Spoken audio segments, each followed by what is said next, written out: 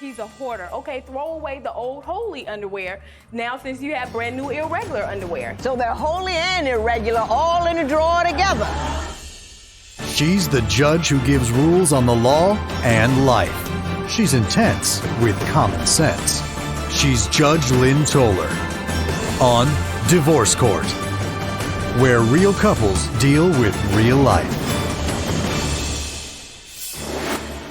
Cynthia and Courtney have been dating for 3 years and living together for 1. Each has children from previous relationships, and this blended family seems to have it together. But a closer look reveals hoarding, lying, and suspicion that threaten to tear them apart. I found a key, and I confronted him about the key. Because he just blew it off and was so nonchalant, I figured out it was his ex-girlfriend's key. Mr. Warren, what you doing with the key? She's a friend. Friends do favors for friends. Cynthia says she can't trust Courtney and wants a dissolution of cohabitation. Today on Divorce Court. All rise. Court is now in session. The Honorable Judge Lynn Toller presiding. You may be seated. Good day, ladies and gentlemen. I'm here today with Cynthia Binion and Courtney Warren. Ms. Binion and Mr. Warren, you have been living together for 1 year, although you have been together for 3 years. You have no children together. Ms. Binion, you and Mr. Warren are calling it a day on your relationship. You would like to dissolve your cohabitation situation. You have given me a list of the items you both believe you ought to take when you leave this current union. Specifically, however, Ms. Binion, you have brought Mr. Warren here seeking 50% of the value of the bedroom set, and I'm quite sure you're going to tell me all about that momentarily. But before you do, why don't you tell me why we're here in court and a little bit about your relationship? We are here today. Courtney is a complete hoarder. He keeps everything. He throws nothing away. He's cheap. He buys all of this stuff from the Goodwill that has no value. I have the pictures to show it. Look at this. This is our garage. There's a tree. I can't park my car because there's a tree in the garage. Who has a tree in the garage? Joe, do you have a tree? No. Look, okay, this is our bathroom. This is our bathroom.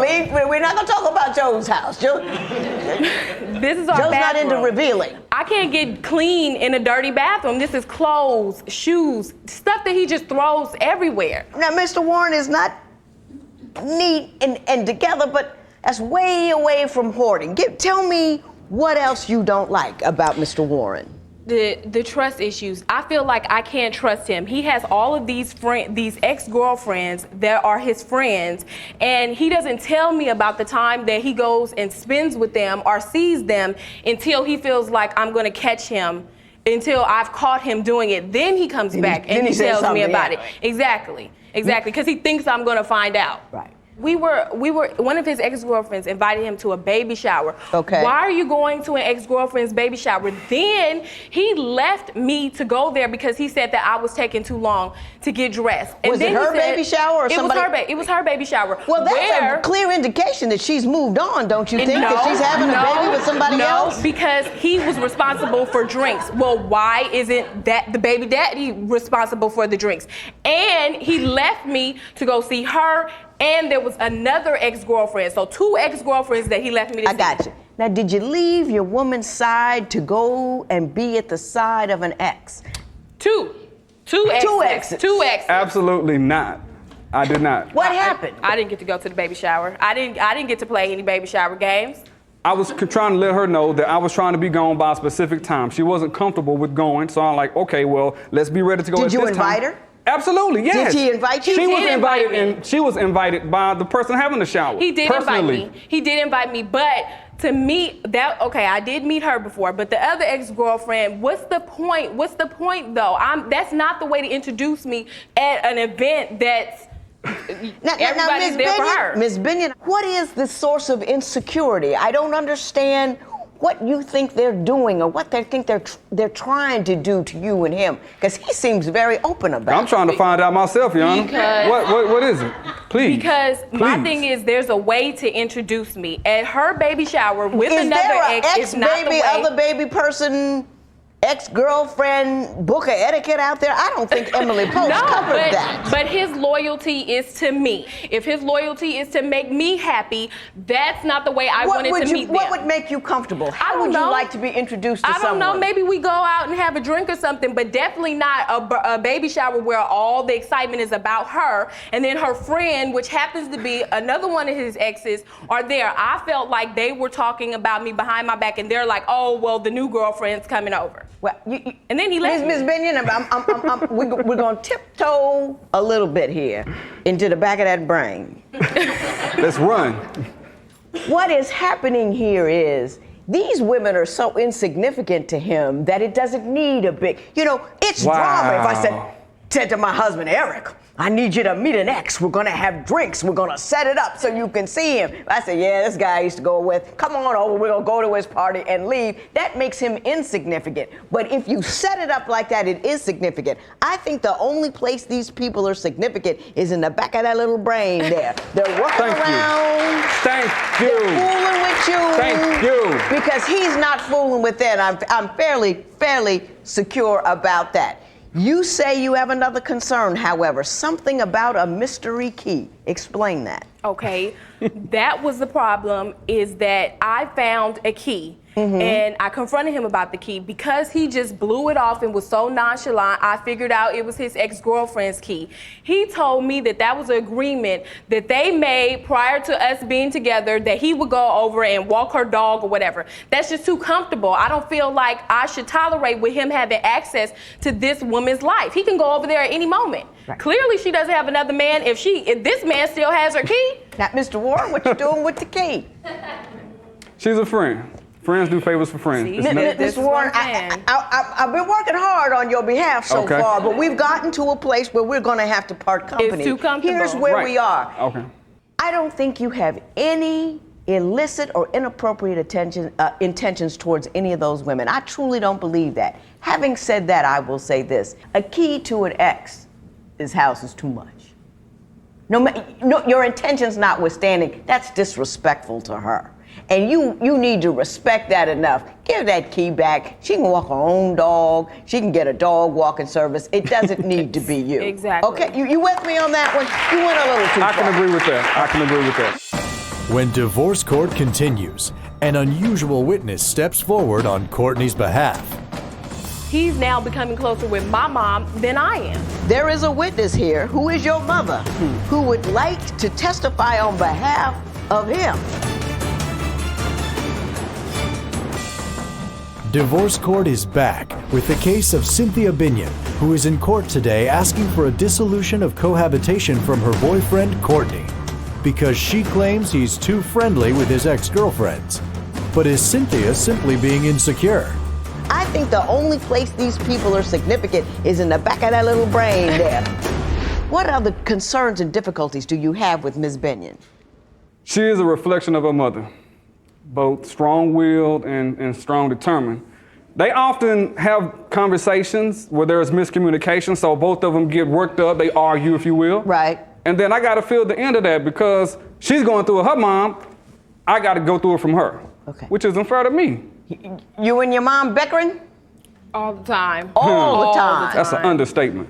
Is it to the extent that it causes dissension in your relationship with Mr. Warren? It does, because it's become a point now where he's closer. I've made it very clear to him that me and my mother don't get along very well. Him and his mother get along just perfect. He's now becoming closer with my mom than I am. Which brings me to what I thought was fascinating about this matter. There is a witness here who is your mother, who would like to testify on behalf of him, which is unusual.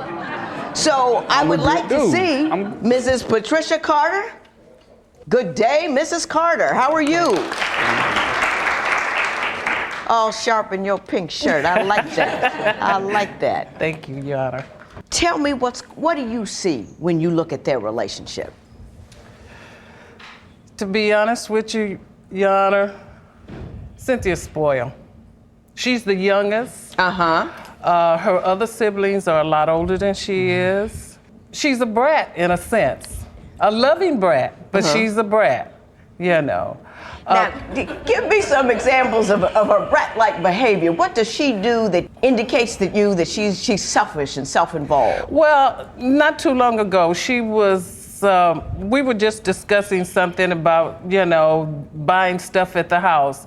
And she was talking about Courtney, and she was talking about how cheap he is. And he loves to shop at the Goodwill, and he buy irregular underwear and all of that kind of stuff. Just nitpicking in a sense, Now, let me ask you this. Are you giving the man heat about him buying his own irregular underwear? Why is that of interest to you? Because he's a hoarder. Okay, throw away the old holy underwear. Now, since you have brand new irregular underwear, he just keeps everything. He keeps everything. So they're holy and irregular, all in the drawer together. All in the drawer, co-mingling together. I'm just hoping she's not running this man away. By the nitpicking that she's doing. By the nitpicking, just finding stuff to nitpick. And I know that I have a lot to do with that. I don't mean about the nitpicking situation, as far as her being spoiled. And you being raised a brat. her. And yes, I did. So it was almost whatever Cynthia wants, Cynthia got. Going into this, I understood it was a package deal, which included your mother as well as her kids that I helped take care of, which I love.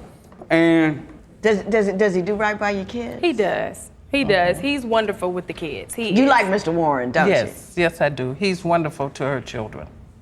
Very wonderful. Her oldest daughter, he helps her with her homework.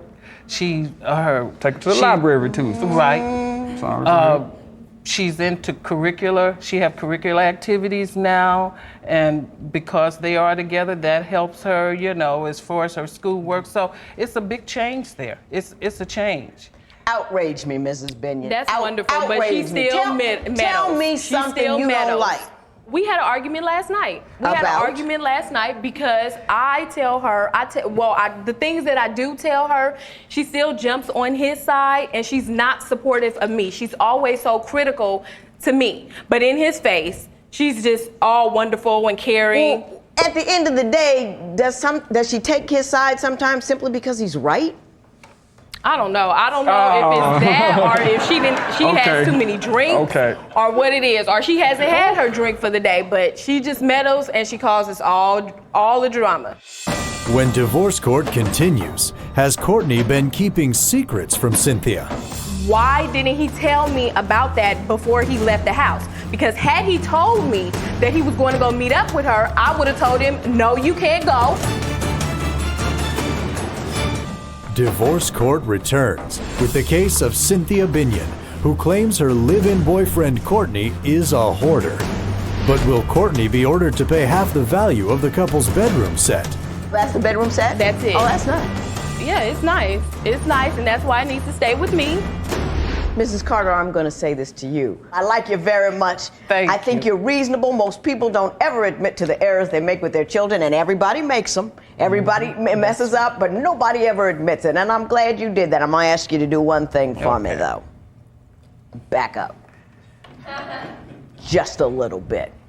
Because you can respond when they ask, but don't contribute when it's not requested. Because they've got to learn to be grown on their own. She has what other deficiencies that she has, which we are going to discuss momentarily. But your job right now is to back up, give counsel when asked, and then let it go. Don't get angry, don't get involved, give counsel, and go home. You with me? I understand. And I think you can do it too. You're a reasonable woman. Mrs. Carter, thank you so much. Why don't you have a seat over there? Thank you. Mr. Warren? Well, you tell me, Ms. Binion, what was the final straw for you? Why do you want to leave this man now? There was one night he said he was going to go pick up his daughter and pay a bill. It was a past due bill, a bill that needed to be paid a week before. So he left the house and he went to go pick up his daughter. He came back and he said before you find out, I'm going to tell you that he went to go pick up his daughter and he went to go pick up some money for his ex, for his daughter, from his ex, for his daughter's birthday party. Right. Okay, why didn't he tell me about that before he left the house? Because had he told me that he was going to go meet up with her, I would have told him, no, you can't go. Have her put the money in one of the two of your bank accounts. Why do you have to go meet up with her? Still achieving the same goal, he can have the money, but he's just not going to go see her. Why did you have to meet up with her? It was a convenience factor. I mean, I was out and about, taking care of business, picking up my daughter. You still didn't pay the bill. Did the bill get paid? That's all that matters. He didn't tell you because you crazy about it. Right. He didn't tell you because you start drama about everything. Right. When divorce court continues, will Judge Lynn advise this couple to go their separate ways? Mamas don't ever like the new guy. You are a little spoiled. I can see it in the back. That's what's wrong with you.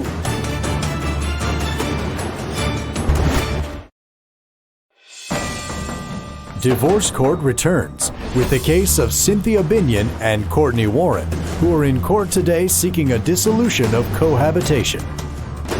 Why don't you tell me about, I'm not quite sure what the amount is, but you are asking for 50% of the value of the bedroom set. Tell me about how much is it and why do you think you're entitled to it? We agreed that we agreed when we purchased the bedroom set that he would give me half of the bedroom set. It was $2,000. He's already paid $300, so it would just be $700 that's left. If he still wants. Oh, that's the bedroom set? That's it. Oh, that's nice. Yeah, it's nice. It's nice, and that's why it needs to stay with me, because we wouldn't be in this situation had he not had all this dealings with his ex-girlfriend. I'm gonna keep it. He needs to pay me for it. If you let this man go, you are the biggest idiot I have seen in a couple of years.